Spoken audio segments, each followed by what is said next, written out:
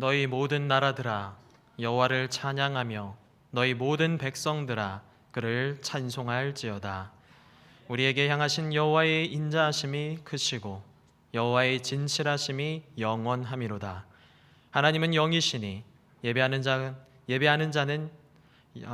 자가 영과 진리로 예배할지니라. 아멘.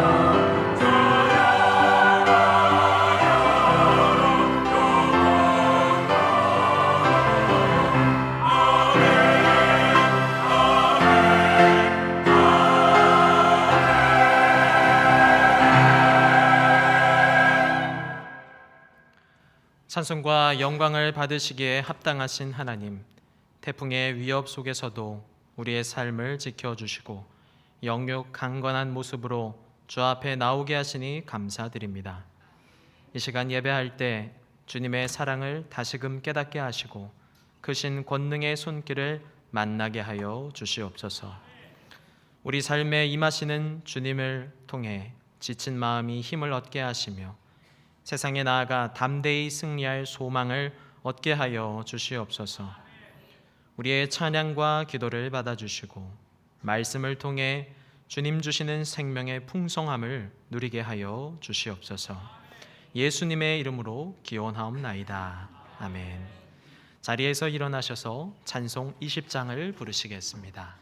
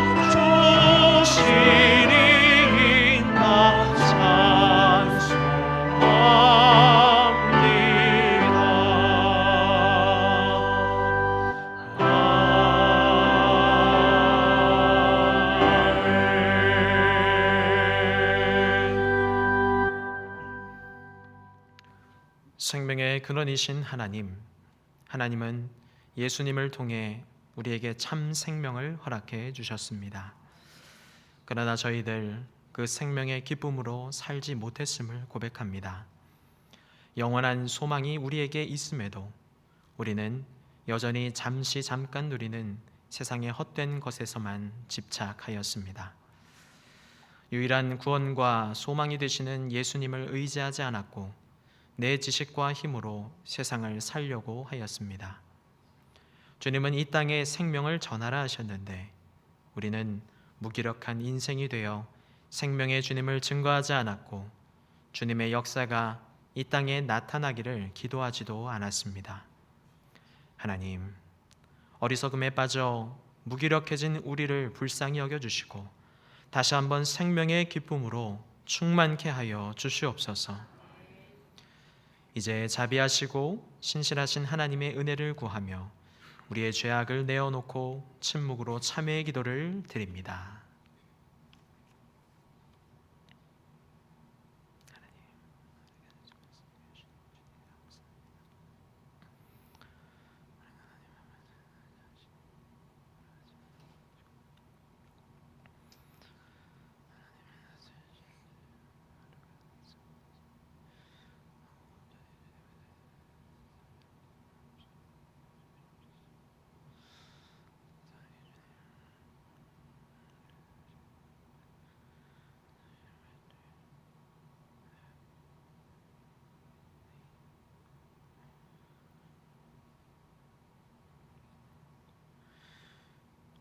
온 마음을 다해 참여하는 자들에게 주시는 하나님의 용서의 말씀이 여기 있습니다. 주와 같은 신이 어디 있으리이까? 주께서는 죄악과 그 기업의 남은 자의 허물을 사유하시며 이내를 기뻐하심으로 진노를 오래 품지 아니하시나이다. 이 말씀에 의지하여 참여하는 우리 모두의 죄와 허물이 완전히 사하여졌음을 담대히 선언합니다. 이제 죄사함의 확신을 가지고 주기도문으로 기도드립니다.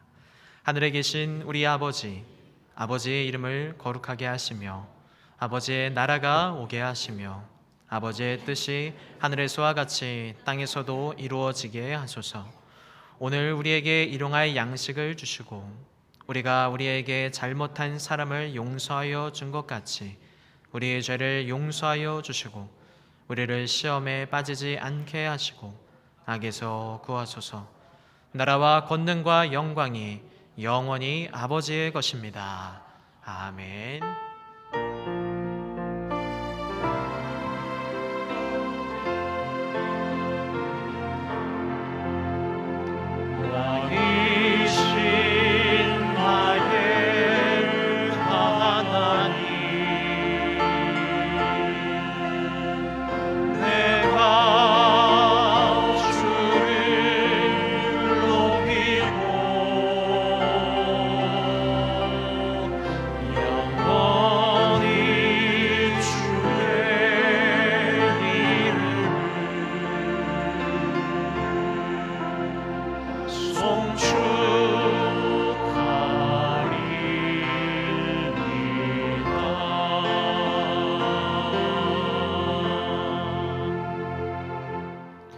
이 시간 기도하실 때 유혜자 장로님께서 기도 인도해 주시겠습니다.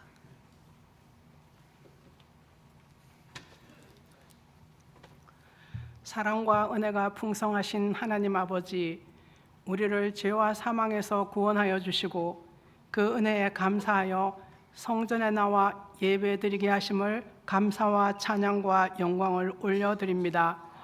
긴 코로나도 폭염도 폭우도 그리고 앞으로 올 7호 태풍의 경로도 주님 손에 달려있음을 알면서도 순간순간 저희들은 세상 환경에 흔들려 사명을 다 잃어버린 채 두려움과 불평 속에 우선의 안일함만을 추구하며 살아왔음을 고백합니다. 우리의 믿음 없음을 불쌍히 여기사 용서하여 주옵소서. 지난 한 주간 주님은 다시 우리의 빈 그물을 채우십니다라는 생명의 말씀을 통해 새 힘을 얻고 우리 곁에 찾아와 계신 주님을 다시 바라보며 말씀에 의지하여 7, 8월의 하프타임의 막바지를 준비하게 하시니 감사드립니다. 영혼을 구원하고 예수 제자 삼는 교회 비전이 우리의 사명임을 자각하면서도 실천하며 살지 못했는데 우리를 구원하신 주님 사랑에 감사하여 다시금 부르심의 첫사랑을 기억하며 말씀과 기도로 성령 충만함을 받아 삶 속에서 그리스도의 향기를 나타내는 알곡 신자가 되게 하소서. 교육, 교회, 여름 성경학교와 수련회를 폭염과 태풍의 위기 속에서도 은혜 중에 잘 마치게 하심을 감사드립니다. 받은 은혜가 거름이 되어 하반기에도 다음 세대가 예수 그리스도 안에서 바른 가치관으로 무너져가는 혼란스러운 세상에 빛의 자녀가 다 되게 하소서. 하나님 아버지, 이 나라 이 민족을 긍휼히 여기소서. 위정자들이 여호와를 경외함으로 정의가 바로 서고 국민의 뜻을 존중하며 상식이 통하는 나라 되게 하시고, 비성경적 악법들이 완전히 폐지되어 정상적인 사고의 사람이 편히 살 수 있는 정의로운 나라가 되게 하소서. 주의 사자 목사님을 위해 기도드립니다. 영육 강건케 하시고 성령의 권능으로 붙잡혀 쓰임받게 하시며 온 가족 위로와 평강으로 인도하셔서 하반기 목회 계획도 평탄케 인도하소서. 또 수해와 질병, 경제적 어려움으로 고통받고 있는 성도들에게 위로와 소망을 주시고 오직 주님만을 의지하여 하루속히 치유와 회복이 넘쳐나게 하소서. 이 시간 말씀 대원하시는 목사님을 통해 세미한 주님의 음성을 듣고 우리에게 주시는 하나님의 뜻을 발견케 하소서. 할렐루야 찬양대의 찬양을 통해 영광 받으시고 온 성도가 한 마음이 되어 주님을 높여드릴 때에 성령의 임재와 기름 부음이 있는 예배 되게 하소서. 이 모든 것 감사하며 예수님 이름으로 기도드립니다. 아멘.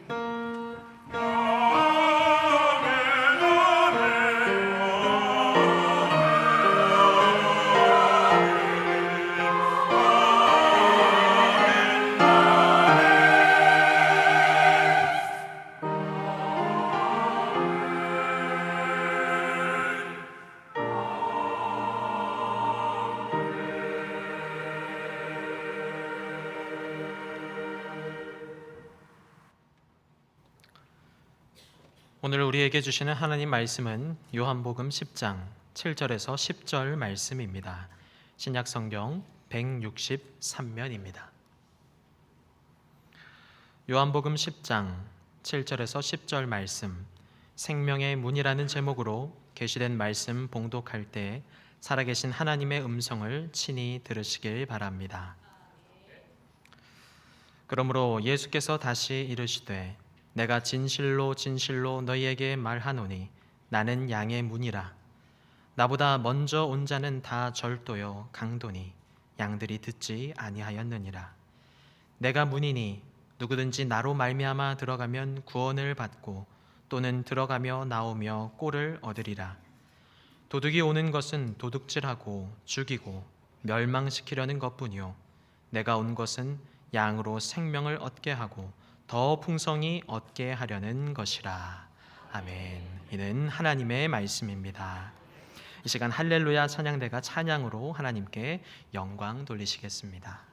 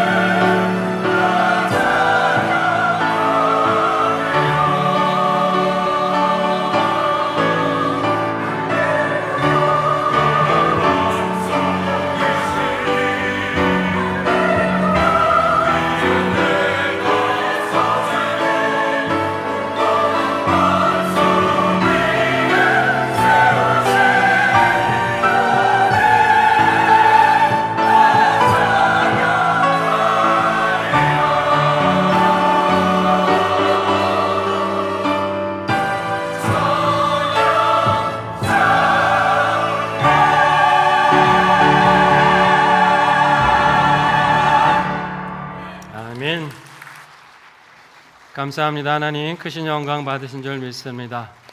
굳건한 반석에 세우신 교회, 우리 교회인 줄 믿습니다. 다시 한번 큰 박수로 하나님께 영광 돌리고 찬양대 축복합니다. 감사합니다. 사랑하는 성도 여러분, 한 주간 하나님의 은혜 안에 평강하셨습니까? 거룩한 복된 주일 허락하시고 우리를 예배하게 하신 하나님을 찬송드립니다. 옆에 계신 분들과 함께 인사 나누겠습니다. 생명을 얻고 풍성히 누리시기 바랍니다.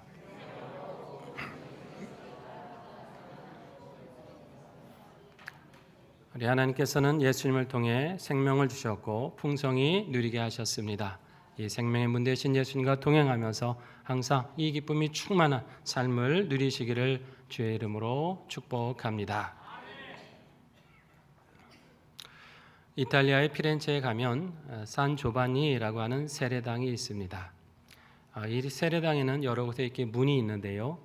그중에 이 동쪽 출입문을 가리켜서 천국의 문이라 이렇게 부릅니다.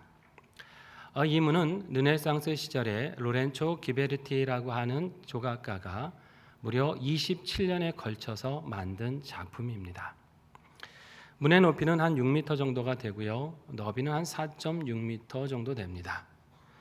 양쪽으로 이렇게 열 수 있는 여닫이 문으로 되어 있는데 이 문에는 구약 성경의 여러 유명한 장면들이 조각되어 있습니다.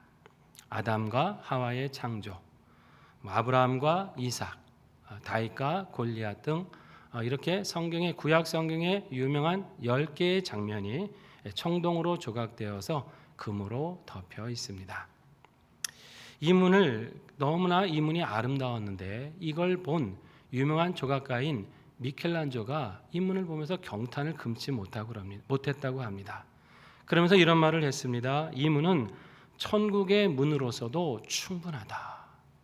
너무 아름다움을 천국의 문으로 충분하다고 칭송을 한 거예요. 그 후부터 이 문이 천국의 문으로 불리게 되었다는 것입니다. 문 하나를 만드는데 무려 27년을 걸쳐서 했다고 하니 여러분 신앙의 힘이 얼마나 크고 위대한가를 우리가 짐작해 볼 수 있는 대목이죠. 이 천국의 문, 그 문을 열면 어디가 펼쳐진다는 겁니까? 천국이 펼쳐진다고 하는 그런 의미인 것이죠. 문이라고 하는 것은 이처럼 어느 한 곳과 다른 곳을 이어주는 통로입니다. 그런데 물리적으로 보면 단순한 통로지만 의미적으로 보면 다른 세상을 만날 수 있는 관문이에요. 그 문을 열고 들어갔을 때 지금껏 경험하지 못한 세상, 지금껏 만나보지 못한 새로운 사건을 만나게 된다는 의미입니다. 우리 자녀들이 열심히 공부하면서 입시의 문을 두드리고 있지 않습니까? 왜 이렇게 열심히 노력을 해요? 그 문을 열고 들어가면 지금과는 또 다른 세상이 있는 것을 믿기 때문이죠. 그렇기 때문에 힘들어도 어려워도 그 문을 통과하려고 힘쓰는 거예요. 인생 전반이 그렇지 않겠습니까? 취업의 문을 통과하기에 힘쓰고 또 승진의 문을 통과하기 위해서 굉장히 애를 쓰고 노력을 합니다. 그 문을 지나고 나면 지금보다 더 나은 삶이 있다고 믿기 때문입니다. 이렇게 많은 사람들이 문을 통과하기 위해서 노력을 해요. 그렇다면 여러분, 우리 인생이 반드시 통과해야 될 문이 있지 않겠습니까? 그것은 바로 우리 생명의 문인 것을 기억하시기 바랍니다. 반드시 우리 인생은 생명의 문을 통과해야 되는 거예요. 본문 7절에 보니까 이렇게 말씀하시죠. 함께 읽어볼까요? 그러므로 예수께서 다시 이르시되 내가 진실로 진실로 너에게 말하노니 나는 양의 문이라. 아멘. 예수님이 뭐라고 하세요? 나는 양의 문이다. 그러면 우리는 뭡니까? 양이겠죠. 우리는 양이고 주님은 그 문이시다. 이렇게 비유를 하신 거예요. 문과 양이라고 한다면 어떤 관계를 말씀하는 걸까요? 이것은 우리는 문이 되신 예수님을 통과해야만 살 수 있다고 하는 말씀입니다. 유대 땅은 이제 양을 많이 치는 이제 목축을 많이 하던 곳 아닙니까? 그러다 보니까 이 양을 치는 목자들은 항상 신선한 풀을 찾아서 이 양떼를 몰고 다녔습니다. 산으로 언덕으로 데리고 다니면서 그렇게 좋은 풀을 찾아서 먹이고 또 시냇물을 마시게 하면서 양을 돌봅니다. 그러다 해가 지고 어둑어둑해지면 어떻게 해요? 그 양들을 다시 몰아서 산이나 언덕에 지어놓고 있는 그 양우리에 거기에 양들을 다시 몰아 넣는 거예요. 이 산이나 언덕에 우리를 짓다 보니까 뭐 좋은 자재를 써서 아주 튼튼하게 만들었을까요? 그러기가 쉽지 않았습니다. 주변에 있는 돌들 가져다가 울타리를 쌓는 거예요. 그리고 거기에 진흙을 발라서 그렇게 담벼락을 만듭니다. 지붕이라고 해도 뭐 그냥 좋은 재료가 없으니 가시덤불 같은 거 가져다가 얼기설기 얽혀가지고 그렇게 비를 피할 수 있게끔 그렇게 지붕을 만들어 놓는 겁니다. 문이라고 따로 있었을까요? 문이라도 제대로 달아야 되는데 그럴 만한 여건이 안 돼요. 그냥 울타리, 돌담벽 한쪽을 터버리면 거기가 그냥 문이 되는 거예요. 그러다 보니까 한밤중에 양들이 잠을 자다 맹수가 오고 가고 하면 양들이 해를 입을 거 아닙니까? 그러니까 어떻게 해요? 목자가 그 트인 입구에 거기에 누워서 그 양들과 함께 잠을 자는 겁니다. 바로 목자가 문인 거예요.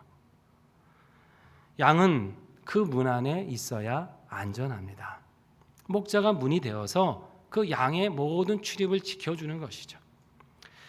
예수님께서 우리의 문이 되신다고 하는 말씀은 이런 뜻이에요. 우리 인생은 예수님 안에 거하고 그분과 함께 살아갈 때 안전하다는 말씀입니다.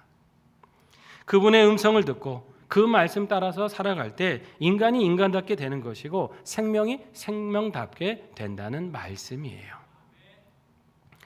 예수님은 자신은 문이다 이렇게 말씀하시면서 이런 말씀을 하십니다. 나보다 먼저 온 자들은 다 절도고 강도다라는 말씀하세요. 자, 목자는 양을 살리는데 절도와 강도는 어떻게 해요? 양의 생명을 노력하는 사람들 아닙니까? 죽이는 자들이죠. 그런 말씀인 거죠. 1차적으로 이 말씀은 예수님 당시의 종교 지도자들을 가리키는 말씀입니다. 그러니까 생명으로 양들을 이끌지 못하고 멸망으로 이끌어가는 그런 사람들을 총칭해서 절도요 강도라 하시는 거예요. 그 당시 종교 지도자들은 이 사람들을 생명으로 이끌지를 못했습니다. 여러분, 하나님께서 왜 백성들에게 율법을 주셨겠습니까? 올가매려고 한 게 아니죠. 살려주시기 위한 거죠.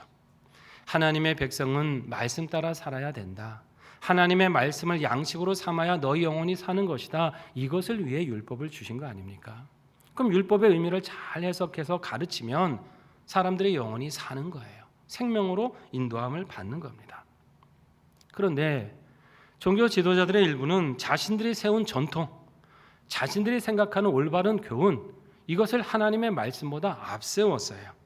그러면서 이것을 지켜야 되고 이것을 지키지 못하면 천국에 갈 수 없다고 하면서 오히려 사람들을 생명으로 이끈 것이 아니라 죽은 교훈으로 멸망으로 이끌어 갔던 겁니다.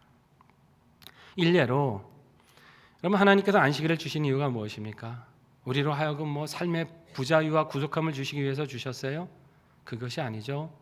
이날만큼 하나님을 기억하고 하나님이 주시는 안식을 통해서 너의 생명이 얼마나 귀한 것인을 깨달으라고, 우리의 생명의 기쁨과 자유와 하나님과의 관계성 안에서 누리는 그 은혜를 경험하라고 안식일을 가르쳐 주신 거잖아요. 근데 종교 지도자들은 어떻게 했습니까? 조항들을 막 덧붙여요. 안식일에 이만큼 걸어가는 건 괜찮지만 거기서 1m라도 벗어나면 너는 죄를 짓는 거야. 이만큼 무거운 거 드는 건 괜찮지만 1kg이라도 넘어가면 너는 죄인이야. 이러면서 그 조항을, 하나님이 말씀하시지도 않은 조항을 잔뜩 갖다 붙여가지고 사람들을 올가매기 시작합니다. 하나님은 율법을 통해 죄인들이 어떻게 하길 바라십니까? 그 죄를 깨닫고 돌이켜서 하나님의 자녀가 되어서 살기를 바라신 거 아닙니까? 율법은 죄인이 하나님의 자녀가 되는 길을 가르쳐 주시는 거예요. 그런데 이 사람들은 자신들의 만든 조항으로 사람을 정죄합니다. 그 사람을 용서하고 하나님께 살리는 데는 관심이 없고, 내가 만든 조항에 저 사람이 저촉되느냐 그렇지 않느냐만 따지면서 조금이라도 저촉되면 당신은 아브라함의 후손이 아니야, 당신은 치욕의 자식이야, 이러면서 사람들을 정죄해요. 하나님의 사랑으로 가까이 나오게 만들어라 그랬더니 그 사랑에서 멀어지게 만들어버리고, 하나님이 주신 생명을 가르치라고 했더니 오히려 그 생명을 죽이고 노략질했다는 것이에요. 그거를 예수님은 절도요 강도라 말씀하신 것입니다. 하나님의 말씀을 가르쳐서 생명을 줘야 되는데 인간의 전통, 인간이 올바르다고 하는 사상 이런 것을 가지고 오히려 생명을 죽였기 때문에 절도 강도라 하신 겁니다. 여러분, 어디 이것이 그 당시 일들만의 일일까요? 여러분, 오늘날도 마찬가지 아닙니까? 물론 하나님의 말씀을 왜곡해서 사람들을 멸망으로 이끌어가는 이단의 수많은 사상들도 절도요 강도겠지만은 여러분, 그것이 아니어도 이 땅에 생명의 주인이신 하나님을 인정하지 아니하고 인간이 삶의 주인이라고 여기면서 하나님의 말씀을 배격하고 거부하는 그런 인본주의적 사상들이 얼마나 많이 있습니까? 하나님이 역사의 주인이신데 인간이 역사의 주인이라고 믿는 거예요. 인간이 하나님의 말씀을 주신 대로 살아야 사는데 인간이 자신들이 만든 교훈과 그 제도를 지키면 얼마든지 살 수 있다고 거짓된 가르침으로 가르치는 사상들이 있는 거 아닙니까? 이 사람들은 하나님의 말씀을 기준으로 삼지 않아요. 인간이 기준이고 내가 기준이라는 거죠. 윤리도 우리가 얼마든지 합의하면 바꿀 수 있는 것이고 하나님이 말씀하신 것도 시대에 따라 우리의 합의에 따라 얼마든지 그 진리를 바꿀 수 있다고 믿는 것, 이게 요즘의 인본주의 사상 아닙니까? 그러다 보니까 여러분, 구원의 진리도 왜곡하기 시작해요. 인생은 죄인이고 양인 우리는 그 문을 통과해야만 살 수 있는데 사람이 죄인이라는 걸 거부합니다. 우리 스스로 구원에 이를 수 있다라고 가르칩니다. 죄인인 인생이 예수님을 의지해야 사는 거 아닙니까? 그런데 사람이 주인이 된 이 사상들은 얼마든지 우리 스스로 구원에 이를 수 있다라고 그렇게 거짓되게 가르칩니다. 동양 사상들, 뉴에이지 같은 운동들, 여러분 다 이런 배경 속에 있는 거 아닙니까? 그 사상들은 우리 안에 이미 신적인 능력이 있다고 말해요. 네가 죄인이고 네가 연약해서 누구를 의지해서 구원받는 게 아니다. 이미 너는 신과 같은 존재인데 네가 그걸 깨닫기만 하면 너는 구원받는 것이고 해탈하는 것이다. 구원의 문이 되신 생명의 문이신 예수님을 거부하고 우리 스스로가 구원의 문이 될 수 있다라고 가르칩니다. 사람의 생명을 노략질하고 영혼을 죽이는 그런 거짓된 사상들이 여전히 이 세상에 팽배하다고 하는 것이에요. 여러분, 여기 계신 상윤의 가족들은 예수님 외에 다른 구원의 문이 없는 것을 분명히 믿으시기 바랍니다. 그 문만이 우리를 생명으로 이끄시는 거예요. 본문 9절에 무엇이라고 말씀합니까? 같이 읽습니다. 내가 문이니 누구든지 나로 말미암아 들어가면 구원을 받고 또는 들어가며 나오며 꼴을 얻으리라. 아멘. 여기 노란 글씨로 된 걸 다시 한번 잘 보십시오. 내가 문이니 나로 말미암아 구원을 받고 꼴을 얻으리라. 아멘. 문이신 예수님을 통해서만이 구원을 받는 거예요. 우리의 문이신 그분과 함께할 때만이 생명의 꼴을 얻게 됩니다. 사람은 자기 스스로 존귀할 수 있는 존재가 아닙니다. 하나님의 형상으로 지음받았기 때문에 하나님이 주신 생명으로 가득해야 존귀한 존재가 되는 거예요. 하나님과의 관계성 안에서만 생명은 풍성하게 되는 것입니다. 이 하나님을 떠나면 멸망할 수밖에 없습니다. 여러분, 양이 목자가 주는 꼴을 먹어야 사는 거 아닙니까? 목자가 어련히 알아서 좋은 꼴을 갖다가 인도하겠어요? 맑은 시냇물로 인도할 거 아닙니까? 근데 그게 싫다고 양이 마음대로 아무거나 집어먹고 그러고 독초를 집어먹으면 어떻게 됩니까? 그 양은 병들거나 죽는 거예요. 살 수가 없습니다. 하나님을 인정하지 않는 사상들, 인간이 주인이 되는 그런 가치들은 영혼을 살리는 게 아니라 그 생명을 병들게 하고 죽게 만듭니다. 오직 생명의 문이신 예수님과 함께 하시면서 그분과 동행하며 이 구원의 꼴, 생명의 꼴을 풍성히 누리시기를 축원합니다. 예수님께서는 왜 이렇게 우리의 생명의 문이 되어주시는 겁니까? 그 이유가 있습니다. 우리로 생명을 얻게 하고 풍성히 얻게 하시기 위함이에요. 본문 10절을 한번 읽어보겠습니다. 도둑이 오는 것은 도둑질하고 죽이고 멸망시키려는 것뿐이요 내가 온 것은 양으로 생명을 얻게 하고 더 풍성히 얻게 하려는 것이라. 아멘. 무엇을 얻게 하신다고요? 생명을 얻게 하고 그냥 얻는 정도가 아니고 어떻게 해요? 더 풍성히 얻게 하려 하심이라. 인간의 생명이 생명으로 존중되도록 하시는 것 뿐만 아니라 그 생명이 풍성케 되어서 하나님 주시는 영생의 기쁨을 누리고 천국의 소망 속에 살아갈 수 있도록 하시는 것, 이걸 위해서 우리 예수님이 오신 거예요. 생명을 존중하는 사회가 되고 그 생명을 서로 하나님의 형상으로 귀하게 여기면서 그 기쁨, 그 살아있다고 하는 그 기쁨을 충만히 누리게 하시기 위해서 우리 주님이 오셨습니다. 근데 여러분, 오늘 우리가 살아가는 이 세상을 한번 보십시오. 생명을 존중하고 생명을 풍성하게 하는 그런 역사들이 있습니까? 세상이 점점 생명을 경시하고 함부로 해치고 죽이는, 아무렇지도 않게 여기는 그런 악한 풍조가 날로 계속되고 있지 않습니까? 최근에 며칠 동안에 우리는 참 이 믿기지 않는 참혹한 범죄들이 계속 일어나는 것을, 정말 이 땅에서 일어나고 있는 것을 지켜봤습니다. 방송을 통해서 얼마나 많은 악한 그 소식들이 보도가 되었습니까? 밝은 대낮에 길거리 한복판에서 무차별적으로 흉기를 휘둘러서 그런 무고한 사람들을 해치는 사건들 얼마나 자주 일어납니까? 올 상반기에만 이 묻지마 흉기를 휘두른 범죄들이 18건이나 있었다고 합니다. 아무런 관련 없는 사람들이 다치고 죽는 사건들이, 허다한 목숨이 희생이 됐어요.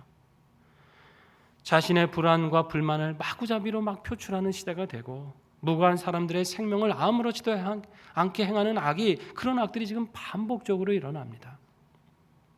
예전에도 사람들의 생명을 해하는 악한 일들은 있었어요. 그러나 그 정도와 빈도와 강도를 볼 때 잔혹해지고 심해지고 있는 거 아닙니까? 끔찍해지고 있지 않아요? 예전에는 이러면 움츠러들었습니다. 다들 조심했어요. 요즘 어때요? 나도 살인하겠다라고 살인 예고의 글을 버젓이 인터넷에 올립니다. 이 생명에 대한 존중이 전혀 없는 사회가 됐어요. 그 때문에 서울 한복판에 경찰 장갑차가 출동도 하고 정말 호신용품이라도 구해야 되는 거 아니냐, 이런 염려로 살아가는 시대가 되지 않았습니까? 이전에는 우범지대라는 게 있어서 거기만 좀 조심하자, 그 피하면 된다, 이런 생각들이 있었잖아요. 요즘 그런 데가 어디 있어요? 이제는 어느 곳 하나 안심하고 다닐 데가 없는 거 아닙니까? 길거리를 가도 혹시 누군가 이상한 사람이 있지 않는가 살펴야 되고, 하루하루가 불안과 걱정 속에 길을 나서야 되는 그런 시대가 되고 말았다는 것이에요. 한마디로 생명을 경시하는 시대, 생명을 아무렇지도 않게 여기는 그런 시대가 되고 말았습니다.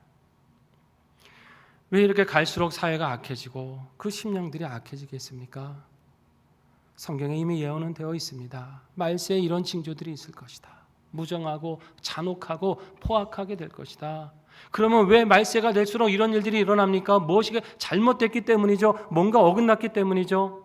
그것은 바로 사람이 자신이 주인이 되면서 생명의 주이신 하나님을 경외하지 않으니까 다른 생명도 경외하지 않는 거예요. 아무렇지도 않게 여기는 겁니다.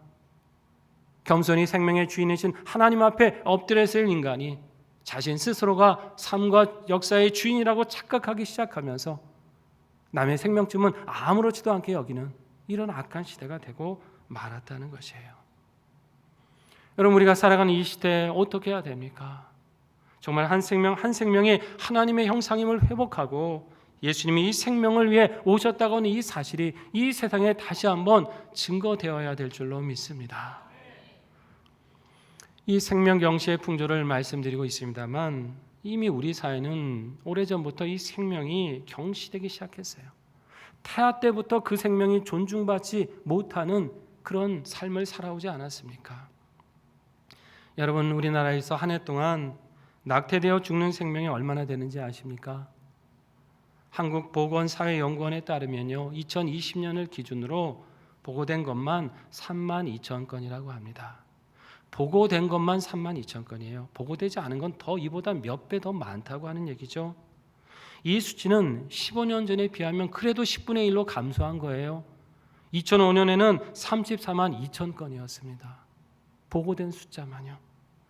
많이 낮아졌다고는 하지만 2018년 이후에 다시 조금씩 증가되는 추세에 있다고 그래요. 물론 나름대로 사연들이 있겠죠. 건강상의 이유도 있을 것이고 정말 피치 못해서 그런 경우가 포함되어 있을 겁니다. 그런데 낙태하는 가장 큰 이유는 그런 것들이 아니에요. 첫 번째, 두 번째 이유는 뭔지 아십니까? 하나는 경제적인 이유, 하나는 사회활동에 지장받지 않으려고 하는 이유. 이 두 가지가 첫 번째, 두 번째예요. 키우기 힘들다는 이유 때문에, 내 사회활동에 방해가 된다는 이유 때문에 내가 원치 않는 아이를 내가 왜 낳아야 되느냐, 그 사고가 이 낙태의 배경이 되는 겁니다. 많은 생명들이 단지 원치 않는다는 이유 하나 때문에 채 피워보지도 못하고 죽어가는 거예요. 한때 미국에서는요, 연간 100만 건의 낙태가 이루어졌다 그래요. 엄청난 숫자죠. 찬반 논쟁이 많았거든요, 미국 사회도. 이 낙태를 합법화하자는 쪽의 주장은 이랬습니다. 원하지 않는 아이를 낳아서 기르다 보면 그 아이가 얼마나 미움을 받겠느냐, 얼마나 학대를 받겠느냐, 차라리 그런 일이 일어나지 않도록 낳아서 그런 고생을 할 바에 태어나지 않는 쪽이 더 낫다, 이런 주장을 편 거예요. 낳고 싶지 않은 아이를 낳지 않으면 아동학대가 줄어들 것이다. 내가 기르고 싶은 아이만 기르면 훨씬 더 좋은 사회가 될 것이다. 그런 주장을 편 거죠. 여러분 어떻게 됐을까요? 정말 그렇게 됐을까요? 여러분, 낙태 비율이 많아질수록 아이를 학대한 게 줄어든 게 아니라 오히려 반대로 빈번하고 광범위한 학대가 벌어졌습니다. 뻔히 예상되는 일 아닙니까? 이미 태아 때부터 존중받지 못한 생명인데 그 생명이 세상에 나왔다고 존중을 받았을까요? 그럴 수 없잖아요. 이미 존중받아야 될 그 시점부터 존중받지 못한 생명이 그 아이가 세상에 나왔다고 존중받을 수가 없는 거 아닙니까? 이미 생명을 경시하는 풍조가 돼버리면 태아든 어린아이든 장년이든 노년이든 존중받지 못하는 거예요. 생명으로서 다 경시되는 겁니다. 여러분, 어떤 생명이 태어나지 않는 것이 좋다고 결정할 권한이 여러분 사람에게 있습니까? 이 생명은 태어나지 않는 게 맞아, 우리가 결정하나요? 아니죠. 생명의 주인이신 하나님의 소관 아닙니까? 이걸 우리가 결정하겠다고 하는 게 하나님에 대한 도전이에요. 월권입니다. 그렇게 생명의 가치를 사람이 매기기 시작하면 어떤 일이 벌어진 줄 아세요? 이 생명은 경제적으로 도움이 안 돼, 사회 발전에 별 기여하는 바가 없어, 이런 모든 생명들을 다 경시하기 시작해요. 사회에서 무시하고 그들이 소외되고 죽어도 아무렇지도 않게 여기는 풍조가 되어버립니다. 이미 되고 있는지도 모르죠. 이거는 죄악이에요. 사람은 존재하는 그 순간부터 하나님의 형상입니다. 그 순간부터 생명이고 존중받아야 되는 거예요. 우리의 판단대로 이 생명은 가치가 있고 이 생명은 가치가 없다 결정할 수 없습니다. 그러신 분이 없으시길 바랍니다만, 혹 이 중에 낙태의 경험을 갖고 계신 분이 계시다면 반드시 하나님 앞에 철저하게 회개하시기 바랍니다. 상황이 어쩔 수 없었다, 그 사회 분위기가 그랬다, 여러분 이거 핑계대지 마세요. 하나님의 형상을 하나님의 형상으로 존중하지 못한 죄, 우린 그걸 회개해야 되는 거예요. 그걸 조장한 사람들, 함께 그렇게 말한 사람들, 그걸 아무렇지도 않게 여겼던 우리 모두가 함께 회개해야 될 문제입니다. 여러분, 이게 우리 사회의 큰 문제입니다. 우리나라 사람들 중에는요, 72%가 되는 사람들이 내가 원할 때는 낙태를 할 수 있다라고 생각하고 산다는 거예요. 생명을 생명으로 더 이상 귀하게 여기지 않는 거죠. 어떤 사람들은 말합니다. 내 몸에 대한 결정권이 나한테 있는 거지 다른 사람이 왜 왈가왈부하느냐, 법이 왜 그걸 통제하느냐, 이런 주장을 하는 사람이 있습니다. 여러분, 맞는 말입니까? 내 몸의 결정권이 내게 있습니까? 내 생명의 결정이 내게 있나요? 그 말은 내 생명을 스스로 존재하게 한 그 사람이나 할 수 있는 말이에요. 내 생명 누가 주셨습니까? 하나님이 주셨어요. 이 몸 부모님을 통해 하나님이 주셨습니다. 내게 아니에요. 하나님의 뜻대로 사용할 생명이고 하나님의 뜻대로 사용해야 될 몸인 겁니다. 그러면 말은 교만이에요. 그 누구도 내 생명은 내 것이다, 내가 결정한다 말할 수 없습니다. 하나님이 결정하시도록 우리는 맡겨드리고 그 은혜 아래 살아가는 것뿐입니다. 모든 생명은 다 하나님이 주신 거예요. 그러니까 귀한 거죠. 하나님이 빚으시고 하나님이 지키시고 하나님이 풍성케 하시니까 그 생명이 귀한 거 아닙니까? 우리 한 사람 한 사람의 생명을 얼마나 귀하게 여기셨으면 하나님은 그걸 살리려고, 나는 별것 아니라고 생각하는 그 생명 살리시겠다고 아들 예수님을 그냥 아낌없이 내어주셨잖아요. 그 예수님을 통해 우리에게 생명을 주셨고 더 풍성하게 하시려고 그 예수님을 우리에게 보내주셨습니다. 하나님이 이같이 귀하게 여기시는 생명의 가치, 우리도 귀하게 여기며 살아야 될 줄로 믿습니다. 여러분, 우리는 이 사실을 기억하면서 크게 두 가지를 힘쓰시기를 바랍니다. 첫째는 이 땅에 하나님을 경외하며 생명을 존중하는 문화가 피어날 수 있도록 기도하시기 바랍니다. 여러분, 생명을 해치는 이 악한 역사들 이제 계속 더 심해질 겁니다. 세상이 악으로 달려가고 있어요. 서로가 서로를 하나님의 형상으로 존중하는 문화가 회복될 수 있도록 생명을 귀하게 여기는 그 시대가 될 수 있도록 여러분 힘써 기도해야 됩니다. 법이 잘 제정되고 엄정하게 시행되어서 생명을 해하는 이런 사람들의 악이 위축되어 버리고 선하게 살고자 하는, 믿음으로 살고자 하는 많은 사람들이 보호받는 사회가 될 수 있도록, 때로는 목소리를 내고 때로는 기도하며 이 사회가 편하도록 우리는 힘써야 되는 것입니다. 우리가 기도의 소리를 높일 때 하나님은 그 기도를 들으시고 이 땅을 생명을 존중하는 땅으로 고쳐주실 것입니다. 이것이 먼저 생명 얻은 우리의 사명인 줄 믿습니다. 둘째로, 우리는 이 세상 사람들로 하여금 참 생명이신 우리 예수님을 만나도록 해서 그 문을 통과하며 그 은혜를 풍성히 누릴 수 있도록 복음을 힘써 전파해야 합니다. 여러분, 이 영원한 생명을 주시려고 예수님이 이 땅에 오신 거 아닙니까? 이 생명을 풍성하게 하시려고 십자가를 기꺼이 지어주신 거 아닙니까? 여러분, 그것을 얻은 우리는 이 생명을 마땅히 증거해야 합니다. 여러분, 정말 예수님으로 인해서 내가 생명 얻은 걸 믿으십니까? 그리고 예수님으로 인해 내가 풍성케 될 것을 믿으십니까?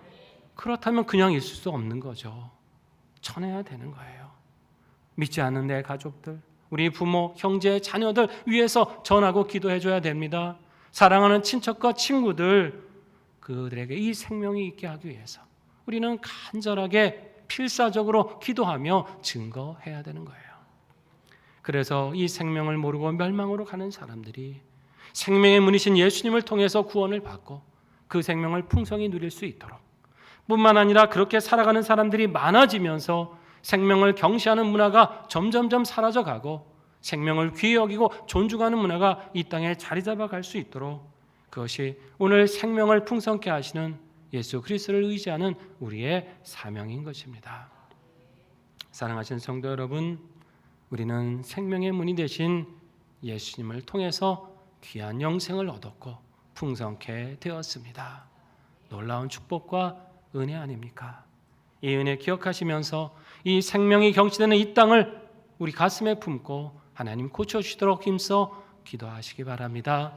그리고 이 참 생명을 이 주변에 힘써 전하면서 그들도 이 영원한 생명 안에 거할 수 있도록 복음 전도에 힘쓰며 살아가시기 바랍니다. 이렇게 생명을 살리는 일꾼들 되셔서 우리 주변을 생명으로 풍성케 하시고 하나님이 주는 이 생명해 주시는 기쁨과 능력을 우리 삶에 영원히 누리시는 상인의 성도들 되시기를 주의 이름으로 축원합니다. 함께 기도하겠습니다. 우리 말씀 생각하며 기도합니다. 생명의 문이신 예수님을 통해 삶의 기쁨과 능력을 누리게 하시고 힘써 기도하고 전도함으로 생명을 구원하고 이 땅에 생명 존중의 문화를 심어가는 주님의 자녀들 되게 하여 주시옵소서. 반주에 맞춰 함께 결단하며 기도하겠습니다. 아버지 하나님, 은혜를 감사드립니다. 내시고 우리에게 풍성케 하셨고 우리를 구원케 하시는 예수 그리스도의 그 은혜를 기억하여 주시옵소서. 생명의 문이 되셔서 들어가며 나오며 꼴을 얻게 하시는 우리 주님의 그 은혜를 우리가 먼저 풍성히 경험케 하여 주시며 이 시대를 품고 기도하게 하여 주시옵소서. 세상은 생명을 경시하는 시대가 되었으니 하나님의 형상을 존중하지 아니하고 함부로 해하는 그런 악한 시대가 되고 말았습니다. 하나님 긍휼히 여겨 주시옵소서. 하나님 불쌍히 여겨 주시옵소서. 이 땅을 고쳐 주시옵소서. 하나님께서 회복시켜 주시옵소서. 하나님의 형상으로 서로를 존중하는 문화, 태아 때로부터 모든 생명을 귀히 여길 수 있는 그 문화와 풍토가 자리 잡을 수 있도록 역사하여 주시옵소서. 하나님이 생명을 전하기에 힘쓰는 저희들 되기를 원합니다. 복음 전파의 사명을 주셔서 믿지 않은 그 영혼들에게 생명을 통하여 하나님을 알게 하시고 하나님께서 주시는 그 기쁨과 은혜를 능력을 누리게 하시고 이 땅이 하나님 더욱더 복음으로 변화되고 생명 구원 얻는 자들이 많아지게 하시고 하나님의 나라가 이 땅에 아름답게 이루어져 갈 수 있도록 역사하여 주시옵소서. 이 모든 사명이 우리에게 있는 줄 믿사오니 하나님 담대하며 간절하며 전하게 하시고 끝까지 믿음으로 부요케 하여 주시옵소서.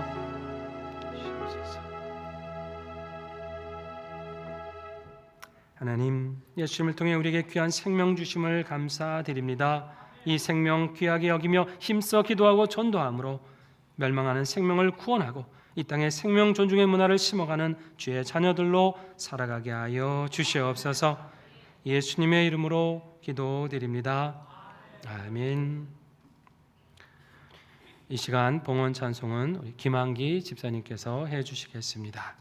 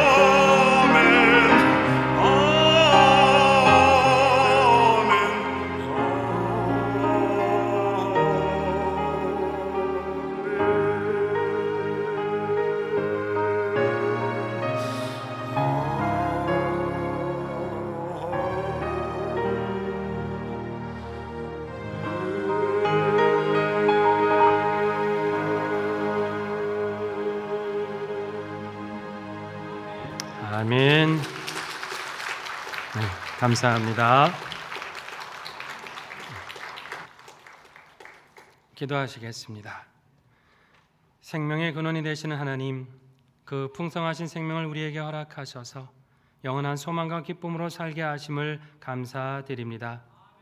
예수님을 통해 주신 이 생명이 우리 안에 살아 역사하게 하시어 삶의 모든 낙심과 두려움을 이기고 승리케 하여 주시옵소서. 이 생명이 가득하기를 기도함으로 이 땅이 생명을 존중하는 사회가 되게 하시고 이 생명의 주님을 전함으로 귀한 영혼들이 구원받는 역사가 일어나게 하여 주시옵소서. 좋으신 하나님, 태풍 속에서도 청소년부 수련회를 잘 마치게 해주시고 지난 한 달 동안 진행된 자녀들의 성경학과 수련회를 은혜 가운데 마치게 해주심을 감사드립니다. 모든 영광 하나님께서 받아 주시옵소서. 자녀들의 삶에 잊지 못할 은혜의 사건으로 기억되게 하시고 평생의 주님과 동행하는 상인의 다음 세가 되도록 인도하여 주시옵소서. 이를 위해 수고하고 기도하며 후원한 모든 주의 종들에게 하늘의 축복을 더하여 주시고 하나님 나라를 위해 수고할 때마다 영육이 강건한 은혜를 허락하여 주시옵소서. 이제 하반기 사역을 위해 준비하고 있습니다. 상현 바이블 아카데미를 통해 말씀으로 다시금 무장하는 시간이 되게 하시고 기도하고 친교하며 봉사하는 자리마다 주님 친히 임하셔서 주의 사랑과 응답과 능력을 풍성히 경험하게 하여 주시옵소서. 이 시간 감사함으로 귀한 정성을 담아 예물 드립니다. 주께서 풍성히 역사하셔서 아픔 당한 곳이 치유받고 무너진 곳이 수축되는 선한 역사가 일어나게 하여 주시옵소서. 주 앞에 드리는 손길들 그리고 드리기를 사모하는 모든 손길마다 복내려 주시며 살아가며 필요한 하늘과 땅의 모든 은혜를 풍성히 내리워 주시옵소서. 상인에 속한 모든 가정들 특별히 우리 자녀들의 앞길을 늘 선하게 인도해 주시기를 간구합니다. 진학과 취업의 문을 두드릴 때에 주님 예비하신 가장 복된 문을 열어 주시옵소서. 결혼과 태열매를 위해 기도할 때 가장 좋은 때에 선하신 응답을 주심으로 아름다운 가정 이루고 생명의 자녀를 유업으로 받게 하여 주시옵소서. 군복무 유학으로 출타한 자녀들이 있습니다. 어디 있든지 건강히 지켜주시고 악한 사람 악한 환경의 손에서 건져주시며 그 있는 그곳에서 하나님을 의지하고 신앙으로 성장하는 시간들 되게 하여 주시옵소서. 질병으로 기도하는 성도들 주님 안수하심에 온전히 치유하여 주시옵고 삶의 문제로 애통하며 근심하는 자녀들 모든 문제 형통케 하여 주시옵소서. 다시금 주님의 말씀을 의지하며 세상을 향해 나아갑니다. 생명의 주님과 동행하며 풍성한 삶의 능력을 경험하게 하시고 주께서 주신 이 생명을 곳곳마다 풍성케 하는 주님의 일꾼으로 살아가게 하여 주시옵소서. 예수님의 이름으로 봉헌기도 드립니다. 아멘.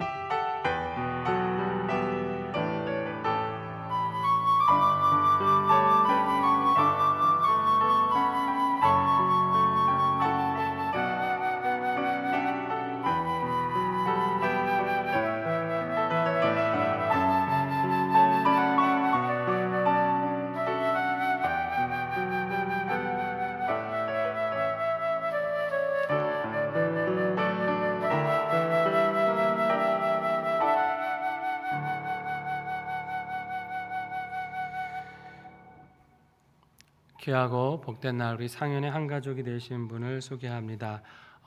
이름만 불러주시고 일어나지 않도록 해달라고 부탁을 하셔서 이름만 호명하겠습니다. 우리 이혜연 성도님, 우리 또 상현의 가족이 되셨습니다. 여러분 뜨거운 박수로 환영하고 축복하겠습니다. 환영합니다. 축복합니다. 우리 상현교회 통해서 복된 믿음 생활 이루시기 바랍니다. 교회 소식 전해드립니다. 이제 가을 학기 2023년 가을 학기 상현 바이블 아카데미가 준비되고 있습니다.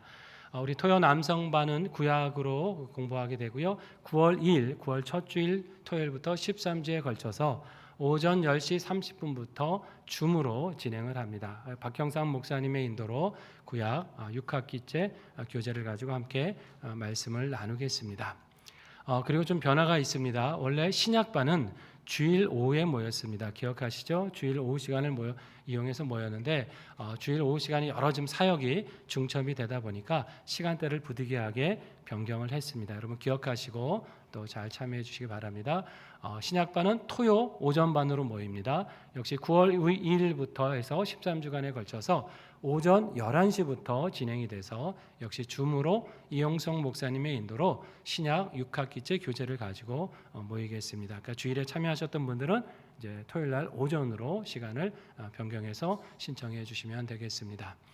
평일반은 목요일입니다. 목요 구약반 9월 7일부터 해서 13주간 오후 2시부터 우리 안치원 목사님의 인도로 역시 줌을 통해서 성경 공부가 이루어지게 되겠습니다. 여러분 기억하시고 또 하반기 잘 신청해 주시기를 바랍니다. 신청 기간은 오늘부터 다음 주일까지입니다. 오늘부터 해서 다음 주일까지만 받으니까 잘 기억하시고요. 홈페이지를 통해 들어오시면 온라인으로만 신청이 되십니다. 이렇게 배너를 보시면 왼쪽 성경책 밑에 신청하기라고 있죠. 거기를 클릭해 들어가시면 신청서가 이렇게 있습니다. 그래서 성함, 교구, 연락처 이렇게 체크하셔서 신청을 하셔서 제출해 주시면 되겠습니다. 교재 구입이 있기 때문에 또 반드시 기간 내에 신청해 주시기를 부탁드리고요. 중간에 6학기인데 나 중간에 와도 될까? 전혀 문제 없습니다. 하나님의 말씀은 어디서부터 배우셔도 은혜로우니까 처음 참가하신 분도 기꺼이 신청해 주시고 기존에 신청하셨던 분들도 다시 반드시 재신청을 통해서 함께 참여해 주시기를 부탁드립니다. 어제까지 해서 우리 청소년부 수련회가 잘 마쳤습니다. 중간에 태풍이 온다고 해서 참 많은 분들이 염려했고요. 부서와 또 우리 성도님들 많은 기도를 해주셨습니다. 하나님께서 기도를 들으셔서 정말 태풍의 세력도 많이 약해졌고 우리 자녀들 안전하게 잘 마치고 돌아왔습니다. 이로써 지난 한 달간 우리 유치부부터 시작된 모든 성경학교 수련회 일정이 이제 어제를 통해서 잘 은혜 가운데 마쳤습니다. 먼저 하나님께 감사와 영광을 올려드립니다. 그리고 이를 위해서 많은 분들이 수고하고 기도해 주셨고 애쓰셨습니다. 우리 교역자를 비롯해 우리 교사 선생님들 또 기도해 주시고 또 물질로도 후원해 준 성도님들도 많이 계시고요. 또 식당 봉사로 참여해 주신 우리 여전대 회원들도 아이들 또 밥도 해 주시고 하면서 정말 많은 수고를 아끼지 않으셨습니다. 우리 하나님이 귀하게 하늘의 상급으로 기억하실 줄 믿고요. 또 모든 수고에 다시 한번 이 자리를 통해서 감사의 말씀을 드립니다. 블레싱맘 섬기는 찬양팀 세미나가 이번 주에 있다고 합니다. 19일 토요일 오전 10시 6층 미션에서 있다고 하니까 우리 찬양팀 스태프들은 세미나에 잘 기억하시고 참가해 주시기 바랍니다. 8월 식당이 이제 오늘부터 다시 재개가 됩니다. 우리 교회 식당이 재개가 되니까 함께 또 친교회 시간을 가져주시기 바라고요. 우리 은혜교구 식구들께서 식당 봉사를 담당해 주시겠습니다. 교우 소식입니다. 슬픔 당하신 가정 계십니다. 소망교구에 이기선 집사님, 김태형 성도님 가정 신부께서 지난 주간에 하나님의 부르심을 받으셨습니다. 주님의 위로가 가정에 함께 하시기를 바랍니다. 이제 자리에서 일어나셔서 569장 2절과 4절 부르시겠습니다.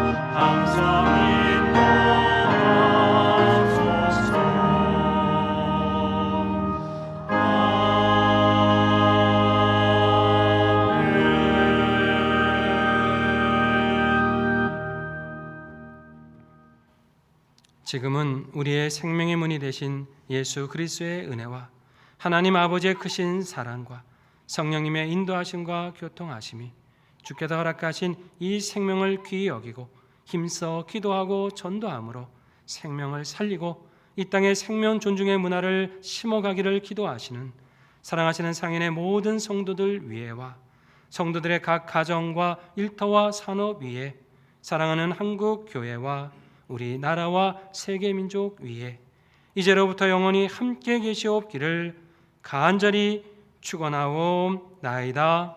아멘.